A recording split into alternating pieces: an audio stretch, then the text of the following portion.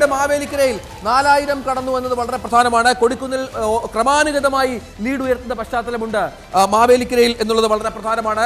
മാവേലിക്കരയിൽ ആദ്യഘട്ടത്തിൽ അരുൺകുമാർ മുന്നിലായിരുന്നു, പക്ഷേ ഇപ്പോൾ ലീഡ് ഉയർത്തുന്നു. ഒരുപക്ഷെ 5000-ഓ 6000-ഓ ആയേക്കാം ഉടൻ തന്നെ. അങ്ങനെയാണ് മാവേലിക്കരയിൽ ഇപ്പോൾ എണ്ണുന്ന പ്രദേശങ്ങൾ മനസ്സിലാക്കുന്നത്.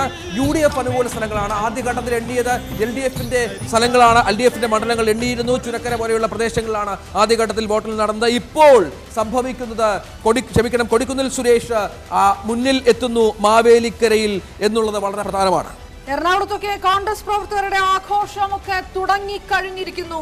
ഇത്തവണ കേരളത്തിൽ UDF തരംഗം ഉണ്ടാകുമ്പോൾ ഒറ്റയ്ക്കിരുന്ന് ആഘോഷിക്കേണ്ട ആവശ്യം കോൺഗ്രസിന് ഉണ്ടാകുന്നില്ല. കാരണം ദേശീയ തലത്തിലും കോൺഗ്രസിന് മുന്നേറ്റമുണ്ടാക്കാൻ, പ്രതീക്ഷിച്ചതിനേക്കാൾ മുന്നേറ്റമുണ്ടാക്കാൻ കഴിഞ്ഞിട്ടുണ്ട്. അതുകൊണ്ട് തന്നെ ദേശീയ തലത്തിലെ ആഘോഷം ഏറ്റെടുത്തുകൊണ്ട് കേരളത്തിലൊരു UDF തരംഗത്തിന് അല്ലേ UDF തരംഗത്തിന് അതിൽ ഉത്തർപ്രദേശ് അടക്കമുള്ള ഇന്ത്യ സഖ്യം